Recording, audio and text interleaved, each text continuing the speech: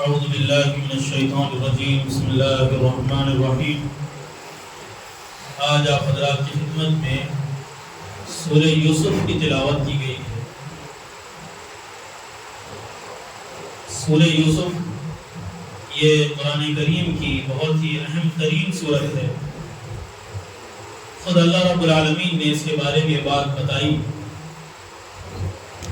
کہ یہ جو واقعہ ہے، یہ جو قصہ ہے حضرت یوسف علیہ السلام کا، یہ بہترین قصہ ہے۔ احسن القصص نحن نقص علیک احسن القصص بما اوحینا الیک هذا القرآن۔ قرآن مجید میں جتنے واقعات بیان کیے گئے ہیں، جتنے قصے بیان کیے گئے ہیں، ان میں بہترین قصہ ایک حضرت یوسف علیہ السلام کا ہے۔ اس سورت کی بہت ساری خصوصیات ہیں، فضائل ہیں۔ سب سے بڑی اس سورہ کی خصوصیت یہ ہے کہ اس پوری سورت میں صرف حضرت یوسف علیہ السلام کا تذکرہ کیا گیا، اور تذکرہ ان کے بچپن سے لے کر بالکل ان کے بڑھاپے تک، پوری زندگی کا اس میں تذکرہ ہے۔ حالانکہ دوسرے انبیاء کے تعلق سے یہ رویہ، یہ اللہ رب العالمین کا اصول نہیں رہا ہے کہ ترتیب سے ان کو بیان کیا گیا، بلکہ جہاں جس چیز کی جتنی ضرورت تھی اس نبی کا اتنا تذکرہ وہاں پر کیا گیا۔ لیکن یہ حضرت یوسف علیہ السلام کا قصہ اتنا اہم تھا، اس کو اللہ رب العالمین نے شروع سے آخر تک ترتیب سے بیان کیا۔ یوسف علیہ السلام کے قصے کے علاوہ اس میں کوئی دوسری چیز نہیں ہے، پورا قصہ ترتیب سے اللہ نے بیان کیا۔ پھر دوسری جگہ کہیں پر بھی حضرت یوسف علیہ السلام کے واقعے کا تذکرہ نہیں ملتا، صرف یہ ایک ہی جگہ ہے قرآن مجید۔ دوسری جگہ نام تو آیا حضرت یوسف علیہ السلام کا، لیکن اس طرح جو واقعہ ہے وہ واقعہ نہیں آیا۔ جیسا حضرت موسیٰ علیہ السلام کو واقعہ الگ الگ جگہ پر بیان کیا گیا، حضرت عاد الگ الگ نبیوں پہ جو تذکرہ آیا ہے، اس طرح کا تذکرہ حضرت یوسف علیہ السلام کا نہیں آیا، بلکہ ایک ہی جگہ ایک ہی صورت میں مکمل اللہ نے تذکرہ فرما دیا۔ اور اس صورت کے اندر اتنی حکمت کی باتیں ہیں، اتنی عبرت کی باتیں ہیں کہ بندہ پڑھتا جائے اور اس سے عبرت حاصل کرتا جائے۔ حضرت یوسف علیہ السلام کو جو سفر ہے وہ شروع ہوتا ہے یہاں سے کہ انہوں نے اپنے والد صاحب کو، ان کے والد کا نام تھا حضرت یعقوب علیہ السلام، آ کر ان کے پاس اپنا ایک خواب بیان کیا کہ ابا جان میں نے خواب دیکھا ہے۔ خواب میں کیا دیکھا ہے؟ 11 ستاروں کو دیکھا ہے اور ایک چاند کو، ایک سورج کو دیکھا ہے، وہ سب مجھے سجدہ کر رہے تھے۔ حضرت یعقوب علیہ اللہ کے نبی تھے، خواب کی تعبیر سمجھ گئے کہ ایک بڑی شان میرے اس بیٹے کی آگے چل کر ہونے والی ہے، قوت سے اس کو سرفراز کیا جانے والا ہے، سمجھ گئے۔ ایک تاکید کی کہ دیکھو بیٹا ٹھیک ہے آپ نے خواب دیکھا ہے، لیکن اپنے بھائیوں سے اس کا تذکرہ نہ کرو، کیونکہ شیطان انسان کا کھلا دشمن ہے، کبھی بھی آپ کے بھائیوں میں کوئی چیز آپ کے تعلق سے ڈال سکتا ہے، اس لیے بھائیوں کے سامنے اس کا تذکرہ نہیں کرو۔ حضرت یعقوب علیہ السلام کی 2 بیویاں تھیں، ایک بیوی سے 11 لڑکے تھے، دوسری بیوی سے 2، وہ 2 میں سے حضرت یوسف علیہ السلام اور حضرت بنیامین، باقی جو 11 تھے وہ دوسری بیوی سے تھے۔ اب جب کسی طرح یوسف علیہ السلام کے بھائیوں کو یہ بات معلوم ہوئی کہ بھئی اس طرح میں ان کا مسئلہ ہے، تو بھی حسد ان کے اندر شروع ہوا۔ اور دوسری بات یہ تھی کہ حضرت یعقوب علیہ السلام کے بہت لاڈلے بیٹے تھے حضرت یوسف علیہ السلام، بہت لاڈلے تھے، تو یہ چیز بھی بھائیوں کو ہضم نہیں ہوتی تھی کہ بھئی ہم اتنے ہٹے کٹے ہیں، طاقت والے ہیں، ہم کو چھوڑ کر کمزور سے ہمارے والد صاحب کیا کرتے ہیں، زیادہ محبت کرتے ہیں، ہم سے بھی ہونی چاہیے، تو یہ چیز بھائیوں کے اندر تھی۔ تو یہ حسد جو ہے پھر یہ دشمنی میں تبدیل ہو گیا۔ بھائیوں نے چاہا کہ بھئی اب والد صاحب ہم کو چاہیں، اس کا ایک ہی ذریعہ ہے کہ بھئی یوسف کو راستے سے ہٹا، یوسف کو راستے سے ہٹائیں گے تو ہمارے لیے راستہ کلیئر رہے گا۔ تو یہ انہوں نے ترکیب اپنائی۔ تفصیل واقعہ ہے کہ وہ لے گئے ان کو جنگل میں، وہاں پر ایک کنویں میں ان کو ڈال دیا، اور والد صاحب سے آ کر یہ شکایت کرنے لگے، رونے لگے کہ ہم گئے تھے، ہم اپنا اپنا کھیل رہے تھے، یوسف کو سامان کے پاس ہم نے چھوڑ دیا، بھیڑیا آ کر کھا لیا ان کو، روتے ہوئے آئے بھائی بہانہ بنا کر۔ اور اس پر یہ کیا انہوں نے، وہ ان کو یقین دلانے کے لیے یوسف علیہ السلام کو کرتا لے کے اس کو خون لگا کے، دیکھو یہ کرتا بھی ہے، خون لگے ہوا ہے، بھیڑیا کھا کے گئے۔ علیہ السلام بولے تو کیا بھیڑیا کرتا اتار کے کھایا گیا ان کو؟ جب آدمی جھوٹ بولتا نا، بس اوقات دماغ نہیں چلتا اس کا، بوٹلا جاتا نا، کیا بولنا سمجھ نہیں آتا، جھوٹ کو بھی جھوٹ کی طرح بولنے نہیں آتا، پھنس گئے۔ بولے چلو تمہارا معاملہ تمہارے ساتھ،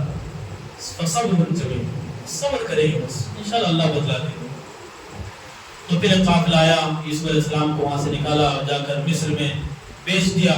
ایک مصر کا جو عزیز تھا اس نے خریدا، پھر آ کر اپنی بیوی سے کہا بھائی ان کا رہنے سہنے کا انتظام کرو، ہمارا تو کوئی لڑکا ہے نہیں، اسی کو ہم کیا کریں گے اپنا لڑکا بنا دیں گے۔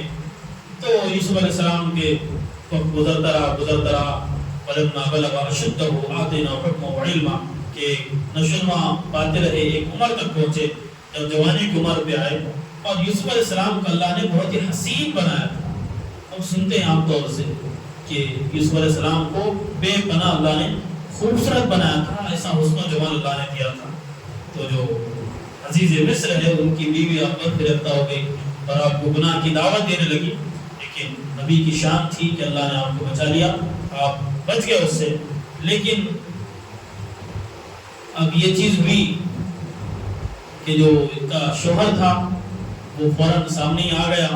سامنے آنے کے بعد اس نے الزام لگایا حضرت السلام پر کہ دیکھیے آپ کے گھر والی کے ساتھ یہ فلاں فلاں حرکتیں کرنا چاہ رہا تھا، تو اس کی سزا تو بہت کڑی ہونی چاہیے، سخت ہونی چاہیے، الزام لگا دیا۔ تو بھائی ایک اب بات نہیں معلوم ہو رہی تھی کہ بھائی سچائی کیا ہے، تو یہ بات طے ہوئی کہ بھائی کرتا دیکھا جائے گا، اگر کرتا آگے سے پھٹا ہوا ہے تو زلیخا کیا ہے، مجرم ہے، اگر آگے سے پھٹا ہوا ہے تو یوسف گنہگار ہے، اگر پیچھے سے پھٹا ہوا ہے تو پھر زلیخا کیا ہے، گنہگار ہے۔ جب دیکھا گیا تو کرتا پیچھے سے پھٹا ہوا تھا تو پھر اس کا جرم قبول ہوا۔ تو اس وقت عزیز مصر نے کہا یوسف آئذن ھذا، چھوڑ دو اس کو، استغفر لذنبک، پھر اپنے بیوی سے کہا اپنے گناہوں کی معافی مانگو، استغفار کرو، انک کنت من الخاطئین، گناہ تم کرتے ہو، الزام دوسروں پر لگاتے ہو، یہ بات اس نے کہی۔ اب یہ چیز تھی، اب یہ تو رکنے والی تھی نہیں، اب یہ کیا ہے بھائی گاؤں میں پورا پھیل گئی کہ بھائی ایسا ایسا ہوا مسئلہ، اور یہ باتیں ہونے لگی کس میں، عورتوں میں بہت جلدی میسج پہنچ جاتا۔ ای میل چاہے جتنا ترقی کرے، میسج پہنچانے کے لیے فیمیل ہی بیسٹ ہے، تو وہ وہاں بھی مسئلہ ہوا۔ عورتیں طرح طرح کی باتیں کرتے، ارے عزیز مصری کی بیوی کو دیکھو بھائی، کیا دوسرا کوئی ملا دے اس کو اپنے غلام کے ساتھ، اپنا دل دے بیٹھی، کیا ہے بالکل پاگل لگتی، پگلا گئی بالکل، طرح طرح کی باتیں ہونے لگی۔ تو بھائی زلیخا کو وہ بات پہنچی کہ بھائی اس طرح کی باتیں چلے اس کے تعلق سے۔ اس نے کہا بھائی ان کو تو سبق سکھانا پڑے گا، عورتوں کو بتانا پڑے گا حقیقت کیا ہے۔ تو وہ عورتوں کو دعوت دی، دسترخوان پر بٹھایا اور ہر ایک کو سیب دیا اور ساتھ میں چاقو دیا اور کہا بھائی چلو کاٹو اسے۔ تو کاٹنے لگی ہو، یوسف علیہ السلام کو حکم دیا کہ یہاں سے گزرے ہو سے۔ یوسف علیہ السلام ہاتھ سے گزرے، عورتیں ان کو دیکھتی گئی، سیب کو کاٹتی گئی، سیب بھی کٹ گیا، انگلیاں بھی کٹ گئی، ہوش ہی نہیں ان کو۔ اتنے خوبصورت حضرت علیہ السلام کے دیکھ کر ان کے ہوش اڑ گئے، سیب تو کٹ گیا ہی گیا، ساتھ میں انگلیاں بھی انہوں نے کاٹ لی۔ وَقَطَّعْنَا أَيْدِيَهُنَّ وَقُلْنَا حَاشَ لِلَّهِ مَا هَٰذَا بَشَرٌ، یہ کیسا انسان ہے، ایسا انسان ہم نے کبھی دیکھا نہیں۔ تو انگلیاں کاٹ لی، پھر یوسف علیہ السلام چلے گئے تو پریشان ہوئے، خون کہاں سے آ رہا، دیکھا تو انگلیاں کٹی۔ اس وقت زلیخا نے کہا، دیکھا تانا دے رہی تھی نا مجھے کہ اس طرح کا مسئلہ ہوا، تو دیکھو تم بھی اپنے ہوش کھو بیٹھے دیکھ کر، تو جو بندہ ہمیشہ میرے گھر میں رہے تو میرا حال کیا ہوگا۔ تو یہ کر کے وہ کیا کہ اس سے اپنی صفائی دینے کی اس نے کوشش کی۔ خیر اب یوسف علیہ السلام کو پھر گناہ کی دعوت ہونے لگی، تو یوسف علیہ السلام نے اللہ سے ایک دعا کی کہ اللہ اس گناہ میں پڑنے سے بہت بہتر ہے، 1000 لاکھ گنا بہتر ہے کہ میں جیل میں چلا جاؤں۔ قال رب السجن احب الی مما یدعوننی الیہ، یہ بیکار چیزوں سے جیل اللہ میرے لیے بہتر ہے۔ تو اللہ نے مقدر کیا کہ ان کو قید کی سزا سنائی گئی، تو پھر وہ قید میں آ گئے۔ اور یہاں بھی لمبا واقعہ، یہاں 2 لوگ ملے، 2 لوگ مل کر انہوں نے اپنا جو خواب پوچھا کہ بھئی اس کی تعبیر کیا ہے۔ حضرت یوسف علیہ السلام نے اس کی تعبیر سنائی۔ اس کے بعد ایک زمانے کے بعد حضرت یوسف علیہ السلام کو آزاد کیا گیا قید خانے سے، اور آزاد بھی کیسے ہوا اس کا بھی ایک لمبا واقعہ ہے۔ انشاءاللہ کبھی تفصیل سے اس واقعے کو بیان کیا جائے گا، کیونکہ یہ اتنا لمبا واقعہ ہے کہ ایک مجلس پہ نہیں بیان کیا جا سکتا اس کو، اور اس سے نکلنے والے اتنے اسباق ہیں، اتنی عبرت کی چیزیں ہیں، اسے ایک مجلس پہ بیان کرنا اور تھوڑے وقت میں بیان کرنا یہ ہر ایک کے لیے مشکل ہے۔ تو یہ پورا واقعہ ہے کہ یوسف علیہ السلام بعد میں وہ بادشاہ بنے مصر کے، پھر کیسا کیسا انہوں نے وقت کاٹا ہے، اور کیسے کیا کہتے ہیں کنویں سے لے کر اللہ نے محل تک ان کو پہنچایا، بادشاہ عطا کی، حکومت عطا کی، پھر اللہ نے نبوت کو عطا کی، اور لمبے وہ تمام واقعات ہیں۔ حضرت یوسف علیہ السلام کی زندگی سے بے شمار ہمیں سبق ملتے ہیں، خصوصاً نوجوانوں کو۔ ایک آیت یہاں پر ہے کہ إِنَّهُ مَن يَتَّقِ وَيَصْبِرْ فَإِنَّ اللَّهَ لَا يُضِيعُ أَجْرَ الْمُحْسِنِينَ، کہ 2 چیزیں جب ہماری زندگی میں ہوں گی تو ہماری زندگی ضائع نہیں ہوگی۔ ایک ہے تقویٰ، دوسرا ہے صبر۔ یوسف علیہ السلام کی پوری زندگی ہم دیکھیں 2 چیزیں ہمیں نمایاں طور پر نظر آتی ہیں۔ تقویٰ، ایسا کہ ہر وقت انہوں نے اللہ کو ڈرا، اللہ کے ڈر کو ملحوظ رکھا، اور بالکل ہر گناہ کے کرنا تو کیا سوچنے سے بھی وہ کیا ہے دور رہے، تو یہ تقویٰ ان کی زندگی میں تھا۔ دوسری بات صبر، کہ کنویں میں ڈالے گئے، وہاں سے اٹھا کر بیچ دیے گئے، پھر محل میں آئے، پھر وہاں پر ان کو الزام لگا، پھر قید خانے میں چلے گئے، وہاں کی مصیبتیں، ماں باپ سے دور، بھائیوں سے دور، سب سے دور ہوئے، لیکن صبر کیا۔ اللہ نے پھر کیا نتیجہ دیا کہ مصر کے بادشاہ آپ کے حوالے کر دیا۔ تو یہ 2 چیزیں ہیں ہمیں اپنے اندر پیدا کرنا چاہیے، ایک ہے تقویٰ، دوسرا ہے صبر۔ اللہ فرماتا ہے یہ 2 چیزیں جو پیدا کرتا ہے تو ان لوگوں کے اجر کو اللہ ضائع نہیں فرمائے گا۔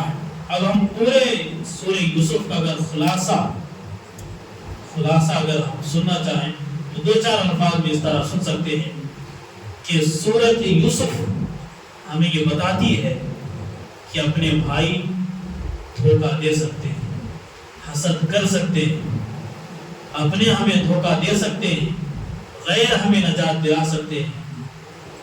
سورہ یوسف ہمیں یہ بات بتلاتی ہے کہ ہر خواب پورا ہو سکتا ہے، ہر اندھیرے کے بعد اجالا آنا ہے، یہ سورت میں بتاتی ہے۔ اور یہ سورت ہمیں بتاتی ہے تقویٰ حاصل کر کے، تقویٰ اپنا کر ہمیں نجات مل سکتی ہے، اللہ کی طرف سے غیبی مدد مل سکتی ہے، گناہوں سے بچ کر ہمیں اللہ کی طرف سے غیبی مدد مل سکتی ہے۔ اور یہ سورت ہمیں بتاتی ہے ظلم سہنے کے بعد ایک عظیم منصب ہمیں مل سکتا ہے۔ کیا انداز بیان ہے سورت کا، آدمی بس پڑھتا جائے، مزہ آتا رہے گا، اور ویسی ہی عبرت کی چیزیں اس میں ملتی رہے گی۔ کیسا اللہ نے اٹیکشن اس کے اندر رکھا ہے، کیسے ترتیب سے اللہ نے بیان کیا ہے، اس کی کوئی مثال نہیں ہے۔ اللہ نے کہا احسن قصص، یہ بہترین صورت ہے، بس یہ ہمارے کافی ہے۔ اور میری اور آپ کی ذمہ داری یہ ہے کہ زندگی میں پوری قرآن کا ترجمہ ہم پڑھیں نہ پڑھیں، تفسیر پڑھیں نہ پڑھیں، لیکن سورۃ یوسف کی تفسیر ہم ضرور بھی ضرور پڑھیں، اس کی ایک ایک لائن کو ہم پڑھیں اور اس سے عبرت حاصل کرنے کی ہم کوشش کریں۔ بے شمار عبرت کی، موعظت کی اس میں چیزیں ہیں، آدمی جتنا پڑھے گا اتنی زیادہ اس کو چیزیں ملتی رہیں گی۔ خاص کر میں نوجوانوں سے درخواست کرتا ہوں کہ وہ اس سورت کا مطالعہ ضرور کریں۔ اللہ تعالیٰ سے دعا ہے اللہ تعالیٰ عمل کی توفیق عطا فرمائے۔ وآخر دعوانا ان الحمد للہ رب العالمین۔